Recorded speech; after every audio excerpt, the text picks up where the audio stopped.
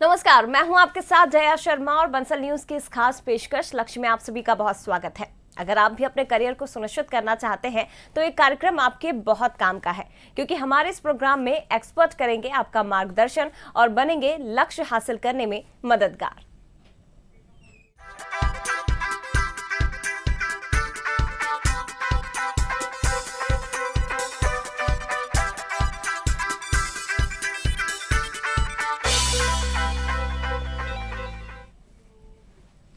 तो हमारे इस खास कार्यक्रम लक्ष्य में हम उन लोगों से आपको रूबरू कराते हैं जो शिक्षा के लिए बेहतर काम कर रहे हैं, छात्रों के मन में करियर को लेकर उठने वाले तमाम सवालों का जवाब देते हैं और कैसे शिक्षा का स्तर बढ़े इसके लिए कोशिश भी कर रहे हैं। तो लक्ष्य की इस खास पेशकश में आज हमारे साथ हैं नसरुल्लागंज से मुकेश जायसवाल, जो जायसवाल कोचिंग क्लासेस नसरुल्लागंज के डायरेक्टर हैं, और उनके साथ में मौजूद हैं नरेंद्र राजपूत, जो जायसवाल कोचिंग क्लासेस के स्टूडेंट हैं। लक्ष्य में आप दोनों का बहुत स्वागत है। मुकेश जी, नरेंद्र, आप दोनों का बहुत स्वागत है। तो चलिए कार्यक्रम की शुरुआत करेंगे और सबसे पहले मुकेश जी, मेरा पहला सवाल आपसे ही है कि जायसवाल कोचिंग क्लासेस आप नसरुल्लागंज में संचालित करते हैं, तो जरा इसी के बारे में हमारे दर्शकों को बताइए कि कब से कोचिंग यहाँ पर आप संचालित कर रहे हैं, साथ ही क्या कुछ सुविधाएं आप छात्रों को प्रोवाइड करवाते हैं। सर, सबसे पहले तो मैं आप लोग धन्यवाद देना चाहूँगा कि आपने मुझको ये प्लेटफॉर्म मुहैया कराया ताकि मैं अपनी बात आप तक पहुँचा सकूँ। सब मैंने 1999 में नसरुल्लागंज में कोचिंग स्टार्ट की थी। बेसिकली मैंने तो कोचिंग स्टार्ट की थी 1996 अब्दुल्लागंज से, और नसरुल्लागंज में 1999 में मेरा फर्स्ट बैच था। तब से आज तक 23 साल हो गए नसरुल्लागंज में कोचिंग पढ़ाते हुए। इन 23 सालों में मेरा तो हर साल यही प्रयास रहा कि मैं अपनी बात को, बच्चों के फीलिंग्स को, बच्चों को किसी भी जो पढ़ने आते हैं, जो सब्जेक्ट पढ़ने मेरे से पढ़ते हैं, उनको अच्छे से अपने बात को रख सकूँ, उनको समझा सकूँ मैं।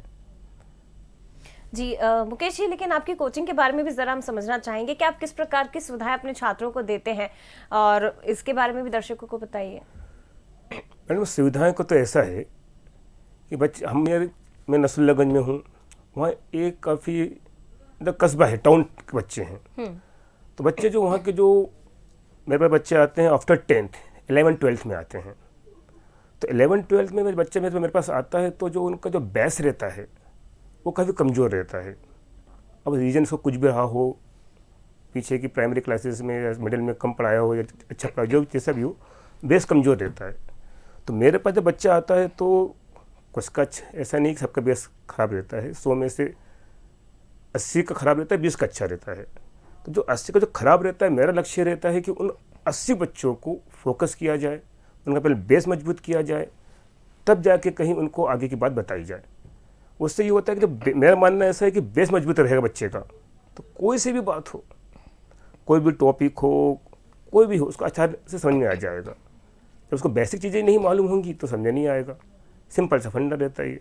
अब बच्चा क्या करता है, 10th के बाद आया, मैथ ले लिया, बायो ले लिया, अब उसको उस सब्जेक्ट का नॉलेज ही नहीं। दोस्त के साथ मिलके, दोस्त की बातों पे आके, रिश्तेदार की बातों पे आके उसने मैथ सब्जेक्ट ले लिया, बायो ले लिया, लेकिन हुआ क्या, उसको उसका ज्ञान ही नहीं कि इसमें करना क्या है उसको। तो बेसिकली बच्चा मेरे पास आता है तो मैं उसको ये समझाने की कोशिश करता हूँ, बेटा आपने मैथ लिया है, बायो लिया है, इसका आगे स्कोप क्या है, आप क्या कर सकते हो, क्या करना चाहते हो। तो मेरा फोकस इसी बात पे रहता है कि बच्चों को अच्छे से अच्छा, उसका बेस मजबूत करते हुए आगे के साथ, आगे वो फ्यूचर, मतलब फ्यूचर बोले तो जैसे बच्चा 12th के बाद जाएगा कहाँ, 12th का तैयारी करेगा, नीट की तैयारी करेगा जी, JEE की तैयारी करेगा, तो यदि उसका बेस 11th 12th में मजबूत रहेगा जी, तो ऑब्वियसली वो आगे अच्छा करेगा। तो मेरा लक्ष्य यही रहता है कि बच्चा का बेस मजबूत रहे। बिल्कुल, निश्चित तौर पर मुकेश जी, कहा जाता है कि जिस बिल्डिंग की नींव मजबूत होती है वो बिल्कुल, बिल्डिंग बिल्कुल। उतनी ही मजबूती से खड़ी होती है। बिल्कुल। और यही आपका भी लक्ष्य है कि आप अपने कोचिंग में आने वाले तमाम छात्रों को ऐसी शिक्षा प्रदान करें कि उनका बेस मजबूत हो सके, ताकि आगे आने वाले करियर के में उनको किसी तरह की दिक्कत ना हो, बिल्कुल, भविष्य में उन्हें बिल्कुल। उस सब्जेक्ट से रिलेटेड सबसे ज्यादा कोई परेशानी ना परेशानी ना हो। हो, ये बिल्कुल। आपका बिल्कुल उद्देश्य रहता है। जी, जी। नरेंद्र मेरे साथ इस वक्त मौजूद हैं, जो कि आपकी कोचिंग के स्टूडेंट हैं।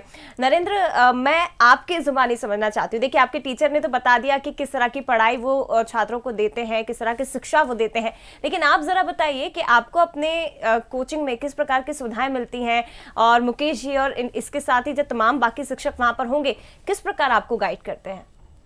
मैम, स्पेशली तो मैं आपको थैंक यू कहूँगा जो मैं आज यहाँ पे आया हूँ। और मैम, जैसे कि आपने क्वेश्चन पूछा है, तो सर जो है ना हमें पढ़ाते समय एकदम प्रैक्टिकली बताते हैं सब कुछ, और अच्छे से पढ़ाते हैं। उनकी लैंग्वेज जो होती है बहुत सिंपल है, इजीली अंडरस्टैंडेबल होती है, समझ में भी आ जाती है। और सर हर तरीके से हमें मार्गदर्शित भी करते हैं, मतलब समझाते भी हैं, और उनकी सपोर्ट भी हमारे साथ हमेशा बना रहता है। हमें कभी कोई डाउट्स होते हैं तो वो सर से हम पूछ लेते हैं, वो क्लियर भी कर देते हैं आसानी से। और दैट्स इट।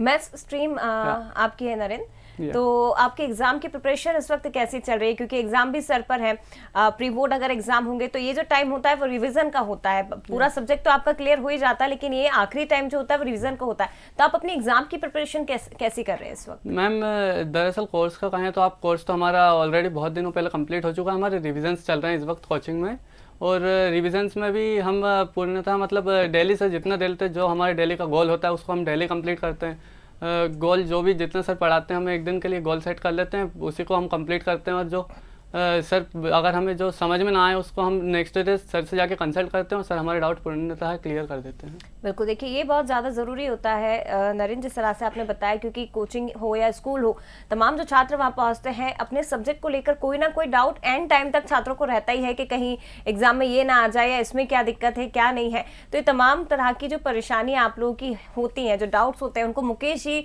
और उसके साथ ही उन जैसे तमाम शिक्षक दूर करने की पूरी कोशिश करते हैं, ताकि एग्जाम में आपको कोई परेशानी ना हो। मुकेश जी, आपसे मेरा सवाल यह है कि आप जायसवाल कोचिंग संचालित करते हैं, तो यहाँ पर मुझे जरा बताइए, क्योंकि देखिए सारे बच्चे एक जैसे नहीं होते, जैसा कि खुद आप ये जिक्र कर चुके हैं कि 80% थोड़े से कमजोर आते हैं, 20% बच्चे जो ऐसे होते हैं जिनका बेस पूरी तरह से क्लियर होता है। तो उन बच्चों को आप किस प्रकार मदद करते हैं आगे के लिए, किस प्रकार से आप गाइड करते हैं? क्या समय समय पर आपकी कोचिंग की ओर से इनकी काउंसलिंग भी की जाती है? बिल्कुल की जाती है, बिल्कुल। देखिए क्या होता है कि हम अपने, जैसे मेरी कोचिंग शुरू होती है जून जुलाई में, तो फर्स्ट फोकस ये होता है मेरा कि बच्चों को उनकी कैटेगरी के हिसाब से डिवाइड करके, जो कमज़ोर है उस पर ज़्यादा फोकस किया जाए। जो बच्चा ठीक है, जो अच्छा पढ़ता है वो तो कर लेता है, जो कमज़ोर है वो नहीं कर पाता। तो पहले शुरू के 2-3 महीने मेरा ये प्रयास रहता है कि जो कमज़ोर बच्चा है या मीडियम बच्चा है वो कम से कम उस लेवल पे तो आ जाए कि वो आगे को फेस कर सके जी। वरना क्या होता है कि अपन वो लगे हैं, शुरू से लगे हैं पढ़ाने के लिए, और जो बच्चा कमज़ोर हो कुछ पढ़ कर ही नहीं पा रहा है वो। तो फर्स्ट फेज में मेरी कोशिश ये रहती है कि जो बच्चा थोड़ा सा कमज़ोर है या मीडियम है वो थोड़ा सा उसको थोड़ा कवर कर ले, ताकि बाकी बच्चों की इक्वल आ जाए। फिर उसके बाद हम शुरू करते हैं, जैसे कि ये 2-3 महीने तो मेरा फोकस इस पर रहता है। फिर 3 महीने के बाद हम फोकस करते हैं के लिए पूरा कोर्स कंप्लीट करना, पूरा बच्चों को, मतलब जैसे कि 12th बोर्ड होता है तो मेन फोकस रहता है कि इनका अक्टूबर तक कोर्स कंप्लीट हो जाए। तो हम लोग फिर बच्चों को साथ लेकर अक्टूबर तक कोर्स कंप्लीट करते हैं। फिर उसके बाद नवंबर से इनका रिवीजन स्टार्ट हो जाता है। फिर वही चलता है, डेली टेस्ट होते हैं। टेस्ट के बाद टेस्ट पे जो उनको डाउट्स रहते हैं डाउट्स क्लियर करते हैं। स्पेशली 1-to-1 ध्यान दिया जाता है। ऐसा नहीं है कि किसी जो बच्चा एक बहुत जगह ऐसा होता है कि टीचर्स क्या करते हैं, कुछ बच्चे फोकस कर लेते हैं, बस मैं नहीं करता ऐसा। मेरा फोकस हर बच्चे पे होता है, ताकि क्योंकि हर बच्चा हर 12th मतलब बोले तो उसका फ्यूचर, यदि आपने बच्चों पे ध्यान नहीं दिया, एक फॉल्ट आपका रहता है कोचिंग, मेरा फॉल्ट, मैंने ध्यान नहीं दिया, फॉल्ट मेरा है। बच्चा मेरे पास आया है, पेरेंट्स ने मेरे पास भेजा है भरोसा करके। बिल्कुल। यदि मैं 100 में से 10 को फोकस कर लिया, 90 को छोड़ दिया, तो ये मेरा फॉल्ट रहता है। तो मेरी कोशिश ये रहती है कि 1-to-1 हर एक बच्चे पर ध्यान दिया जाए। बच्चों को मतलब उसको इतना कर दिया जाए कि कम से कम वो जो बच्चा ठीक है, एवरेज हो जाए, और अच्छा कर सके 12th में। बिल्कुल अच्छा परफॉर्मेंस जी कर हाँ। सके 12th में और अच्छे स्कोर अच्छे स्कोर कर सके वो। जी, क्योंकि जी। पेरेंट्स भी इसी भरोसे से भेजते हैं बिल्कुल, कोचिंग में कि क्योंकि कई तरह की तारीफें भी सुनी जाती है मुकेश जी कि जी, जी। कोचिंग अच्छी है और स्टूडेंट के ही मुंह से सुनते हैं दूसरे छात्र की जी, ये जी। कोचिंग अच्छी है, यहाँ के टीचर अच्छे, और इसी बच्चे के भरोसे पर पेरेंट्स भी Parents भी। जो है उस कोचिंग क्लासेस में अपने बच्चों को भेज देते हैं कि यहाँ पर हमारा बच्चा शायद अच्छा पढ़ पाएगा, आगे उसका स्कोर एग्जाम में अच्छा हो पाएगा। आपके पास मैं आना चाहूंगी नरेंद्र, जरा ये बताइए क्योंकि देखिए एग्जाम में अब ज्यादा समय बचा नहीं है, तो आपसे मैं ये समझना चाहूंगी टीचर घोल के कभी नहीं पिला पाते, मेहनत बच्चों को ही करनी पड़ती है। अब अगर मैं नरेंद्र राजपूत की बात करूं तो आप शुरुआत से लेकर अब तक आपने एग्जाम के लिए या फिर पूरी पढ़ाई के दौरान टाइम मैनेजमेंट किस प्रकार किया है, कैसे आप मैनेज करते थे पूरी चीजें? मैम टाइम मैनेजमेंट तो सुबह से, जैसे मेरी 6 बजे से मैं कोचिंग जाता हूँ, डाबी सर हैं हमारे यहाँ, उनके यहाँ पे मैथ की सुबह से तो सुबह से कोचिंग जाने के लिए जल्दी उठना पड़ता है और उसके बाद स्कूल होते हैं और सर की कोचिंग स्कूल से आकर 1 बजे अटेंड करनी पड़ती है। उसके बाद मैम शाम को घर पे आकर पढ़ाई करते हैं और पढ़ाई का डेली रूटीन शेड्यूल करते हैं, बिल्कुल मतलब शेड्यूल के साथ करते हैं, रूटीन से पूरा रूटीन बना कर रखा है ताकि हमें पढ़ने में परेशानी ना हो। मैं प्रत्येक विषय को 1 से 1.5 घंटे दे देता हूँ और जो मेन सब्जेक्ट है, जैसे कि हमारे सर केमिस्ट्री के साथ साथ फिजिक्स भी पढ़ाते हैं, तो मैं उसको भी ज़्यादा ध्यान देते हैं उन सब्जेक्ट में और पढ़ाई अच्छे से करते हैं एकदम। नरेंद्र को सबसे टफ सब्जेक्ट कौन सा लगता है? आपको किस सब्जेक्ट पे सबसे ज्यादा फोकस करने की जरूरत है एग्जाम में, उससे सबसे ज्यादा डर लग रहा है? मैम स्पेशली तो फिजिक्स से सही लगता है थोड़ा सा, पर ऐसा है कि सर पढ़ाते हैं तो इतना ज़्यादा लगता भी नहीं है, पर नॉर्मली हल्का सा लगता है टफ, पर इतना नहीं लगता क्योंकि सर जो पढ़ाते हैं ना उनके पढ़ाने का तरीका बड़ा अच्छा है। हाँ, कई बार यही होता है कि बच्चों को टीचर्स के पढ़ाने का तरीका और बेहद इजीली जो टीचर समझाते हैं वो अच्छा लगता है। पहले जो सब्जेक्ट बहुत टफ लगता है, बाद में अपने प्रिय शिक्षक के द्वारा जब से पढ़ाया जाता है तो वो वही सब्जेक्ट आपका फेवरेट हो जाता है। तो हो सकता है नरेंद्र आगे चल के फिजिक्स आपका फेवरेट हो जाए और आप भी कोई कोचिंग या कोई स्कूल खोले तो वहां पे शायद हो सकता है कि फिजिक्स के ही आप एक्सपर्ट हो, ये भी संभवतः हो सकता है। मुकेश जी, आपके पास मैं आना चाहूंगी। देखिए बंसल ग्रुप की अगर हम बात करें तो शिक्षा के क्षेत्र में तो बहुत से योगदान बंसल ग्रुप दे ही रहा है। हर जगह कोशिश रहती है कि शिक्षा की अलग हर बच्चे तक, हर वर्ग तक पहुंच सके, लेकिन शिक्षा के क्षेत्र में बंसल समूह के योगदान को आप किस प्रकार से देखते हैं सर? देखिए मैडम, ऐसा है, यदि आप बंसल ग्रुप का योगदान समझना चाहते हैं तो सिंपल सा एग्जांपल है कि मैं रहटी नसरुल्लागंज मेरी कोचिंग है, वहाँ के जो गरीब घर के बच्चे थे जो इंजीनियरिंग करना चाहते थे लेकिन चाह के भी नहीं कर पा रहे थे। क्यों? क्योंकि पहली बात तो ये भोपाल जाएंगे तो भोपाल में रहने का खर्चा, आने जाने का खर्चा, पढ़ाई का खर्चा वो अफोर्ड नहीं कर पाते थे। लेकिन बंसल ग्रुप ने जब वहाँ अपनी बस भेजना शुरू की, वो रेहटी के आसपास के सारे एरिए, नसरुल्लागंज के आसपास सारे एरिए, तो वहाँ तब बस उन्होंने पहुँचाई। तो वो बच्चे जो आर्थिक रूप से कमज़ोर हैं, जो अपने सपनों को पूरा करना चाहते लेकिन कर इसलिए नहीं पा रहे हैं क्योंकि उनके पास वो इतनी सामर्थ्य नहीं है वो, तो बंसल ग्रुप ने कम से कम इतना तो किया कि जो गांव में बैठे बच्चे हैं उनको अपना सपना पूरा करने का एक मौका दिया। और रही बात, जब मैंने पढ़ाना शुरू किया था 2000, यार मुझको याद है 2000 में शायद बंसल पहला कॉलेज खुला था भोपाल में, इंस्टीट्यूट में, भोपाल इंजीनियरिंग इंस्टीट्यूट जहाँ तक मुझको याद है। उसके बाद फिर 6 कॉलेज इनके हैं, इंदौर और भोपाल मिला के शायद। तो ये बहुत बड़ा अपना ग्रुप है ये। इनके जितने प्रयास हैं एजुकेशन के को लेकर, चाहे प्लेसमेंट के बारे में हो, जहाँ तक मेरी जानकारी है कि 11,000 में से 10,000 प्लेसमेंट करवा चुके हैं जी। 100% प्लेसमेंट इनका होता है। अब बताइए सर कौन सा कॉलेज जब एमपी में, भोपाल छोड़ो में, एमपी में 100% प्लेसमेंट दे रहा है आपको, गारंटी से दे रहा है प्लेसमेंट। आजकल आप कहीं भी चले जाएं कि भाई इंजीनियरिंग मतलब, आप किसी से पूछो कि भाई बेटा क्या कर रहा है, इंजीनियरिंग कर रहा है। क्यों कर रहा है इंजीनियरिंग? कुछ क्या हुआ है? नौकरी मिलती क्या इसमें? नौकरी मिलती नहीं है इसमें, फालतू करियर खराब कर रहे हो। लेकिन कम से कम बंसल से इंजीनियरिंग करने में उसको कम से कम जॉब तो मिल रही है। तो ये बहुत बड़ा बेनिफिट बच्चों के लिए है। मैं तो ये चाहूँगा कि इस बेनिफिट का बंसल ग्रुप का, जो इनका जो लार्ज ग्रुप इनका जो साथ साथ जो भी इनके अदर जो भी इनकी कंपनियां हैं जी, तो उनको बच्चों को बेनिफिट मिले, इनको मिल रहा है, मुझे मालूम मिल रहा है, अच्छा मिल रहा है। तो इनके जितने भी कार्य हैं, एजुकेशन पे जितने भी कार्य इनके हैं वो सराहनीय हैं। क्योंकि मेरे भी भाइयों लोगों ने बंसल से पढ़ाई करी, छोटे भाई ने MBA किया, छोटे भाई ने MCA किया। तो मैं तो काफ़ी समय से देख रहा हूँ बंसल ग्रुप को, तो काफ़ी अच्छा एजुकेशन के क्षेत्र में उन्होंने काफ़ी अच्छा कार्य किया है। और जो मुझको पसंद है वो ये है कि जो उन्होंने बस भेजी है गांव-गांव दूर-दूर तक, होशंगाबाद, सोहागपुर। अब खुद इमेजिन कीजिए इस चीज़ को कि गांव में बैठी लड़की, एक आदिवासी गांव में बैठी लड़की वो इंजीनियरिंग कर रही है, क्यों? बंसल ग्रुप के इस प्रयास के कारण, बिल्कुल है ना। तो ये कितनी बड़ी बात बताइए आप। बिल्कुल, देखिए ये एक बहुत बड़ी बात आपकी ओर से कही गई है मुकेश जी, क्योंकि कई बार ऐसा होता है कि स्कूल की सुविधा जब नहीं होती आपके गांव में, आपके आसपास के इलाके में, तो कई लड़कियां और कई बार लड़के भी अपनी पढ़ाई से वंचित हो जाते हैं, क्योंकि स्कूल तक उनकी पहुंच नहीं हो पाती, पेरेंट्स उन्हें घर में बैठा देते हैं।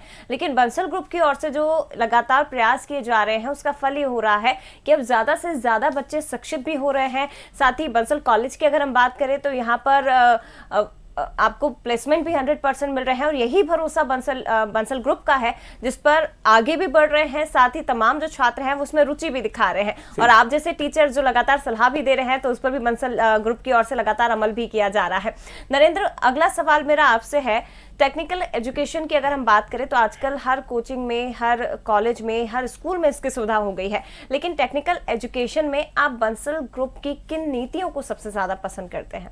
मैम स्पेशली तो जैसा भी सर ने कहा कि उनकी जो बस सर्विस है वो अवेलेबल है हमारे यहाँ में, नसुल्लान जहाँ से बिलोंग करता हूँ वहाँ पर भी बंसल की न्यूज़ अवेलेबल है, बस सर्विस अवेलेबल है। और उसके अलावा वो सोहागपुर, होशंगाबाद और कई ऐसे जगह पर उनकी बस सर्विस अवेलेबल करवाते हैं। और इसके अलावा इनके यहाँ से 100% प्लेसमेंट के चांसेस हैं। और यहाँ पे जैसे लास्ट ईयर माइक्रोसॉफ्ट के हाईएस्ट पैकेज आया था, 42 लाख प्लस था, वो अच्छा है। और इसके अलावा इन्फोसिस और कई सारी बड़ी कंपनियों में यहाँ से प्लेसमेंट्स होती हैं।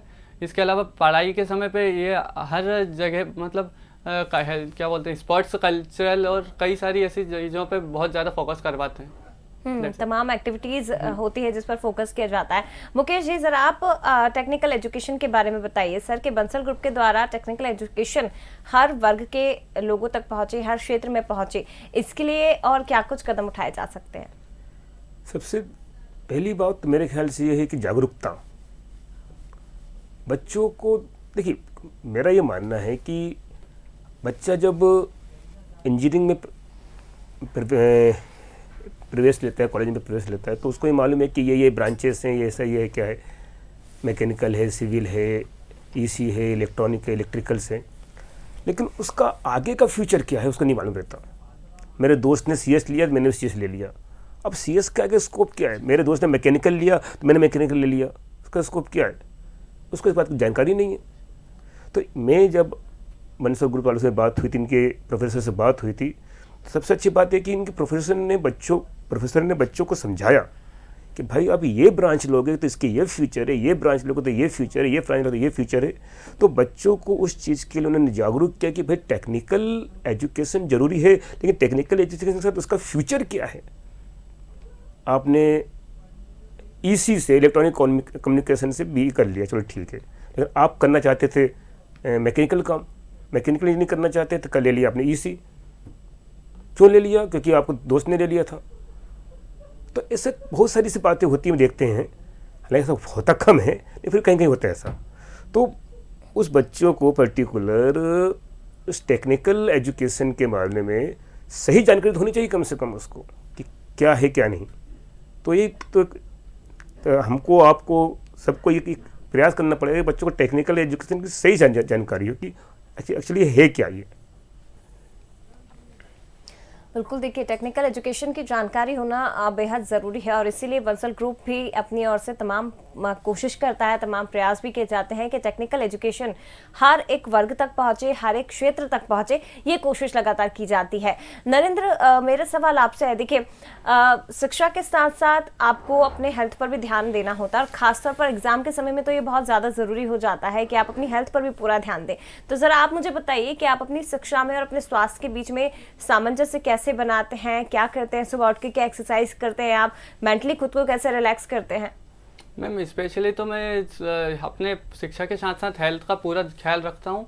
और जैसे आपने कहा कि तो मैं है ना सुबह से क्या है उठकर हेल्थ और इसका पूरा ध्यान रखता हूँ। और मैम एक्सरसाइज भी करते हैं हमेशा। और इसके अलावा मैं इसके अलावा भी बहुत अच्छे से मतलब हम शिक्षा और स्वास्थ्य के भी सामंजस्य रखते हैं और शिक्षा के साथ साथ स्वास्थ्य पर भी देखते हैं। बिल्कुल। देखिए नरेंद्र, जरा ये समझिए, क्योंकि एग्जाम के समय आपको मानसिक शांति की बहुत ज्यादा जरूरत होती है, किसी तरह का तनाव ना हो, कोई स्ट्रेस ना हो, परेशानी ना हो, इसके लिए नरेंद्र क्या करते हैं, कैसे खुद को मानसिक शांति देते हैं? मैम देखिए, पहली बात तो पढ़ाई के करते समय बिल्कुल टेंशन नहीं लेनी चाहिए, पढ़ाई आराम से करनी चाहिए और पॉजिटिव थिंकिंग होनी चाहिए। इसके अलावा माइंड डाइवर्ट करने जैसी वाली चीज़ें जैसे मोबाइल, स्मार्टफोन्स और कोई भी ऐसे साधन पास में नहीं रखनी चाहिए ताकि हम पढ़ाई करते समय हमारा माइंड डाइवर्ट ना हो और जैसे पढ़ाई करते समय हमें हर विषय को ध्यान समय देना चाहिए और प्रत्येक जैसे पढ़ते समय हम 1 घंटे लगातार पढ़ाई कर रहे हैं तो हमें बीच में 10 मिनट 15 मिनट का गैप लेना चाहिए ताकि मेंटलिटी और डिप्रेशन में ना जाए, क्योंकि आजकल स्टूडेंट्स क्या है डिप्रेशन में चले जाते हैं, पढ़ाई इतनी करते हैं और टेंशन लेते हैं, तो ऐसा नहीं लेना चाहिए। बिल्कुल, ये बहुत महत्वपूर्ण बात आपकी ओर से नारायण कही गई है, क्योंकि पढ़ाई के साथ साथ आपको अपने बाकी कामों पर भी पूरा ध्यान देना जरूरी है। पढ़ाई जरूरी है, अगर आप 1 घंटा पढ़ाई कर रहे हैं तो कम से कम 10 मिनट आपको खुद के लिए देना जरूरी है। उस दौरान आप वो सब कर सकते हैं जो आपको पसंद है। आपको म्यूजिक पसंद है, आपको खेलना पसंद है, टीवी देखना पसंद है या पढ़ना पसंद है, तो उस दौरान आप थोड़ी सी ऐसी छोटी छोटी एक्टिविटीज कर सकते हैं ताकि आपको मेंटली आप रिलैक्स भी हो पाए और इसके साथ ही अपने अगले सब्जेक्ट पर आप बहुत अच्छे से ध्यान दे पाए। नरेंद्र जी, मेरा सवाल आपसे यह है, क्योंकि जैसा कि सॉरी, आपका नाम मुकेश जी है। मुकेश जी, मेरा सवाल आपसे, जैसे नरेंद्र ने भी बताया है कि मेंटली रिलैक्स रहना बहुत ज़्यादा ज़रूरी है, तो मैं आपसे समझना चाहूँगी कि आपकी कोचिंग के जो तमाम छात्र हैं, एग्ज़ाम के समय में उनके ऊपर किसी तरह का प्रेशर ना हो, दबाव ना हो, क्योंकि अधिकतर हमने देखा है कि कोचिंग में भी टीचर्स की ओर से प्रेशर बनाया जाता है कि नहीं, अगर बच्चे अच्छा स्कोर करेंगे तो हमारी कोचिंग का नाम होगा। पेरेंट्स की ओर से भी दबाव बनाया जाता है कि आप अच्छा स्कोर करिए वरना दूसरा बच्चा आपसे आगे निकल जाएगा।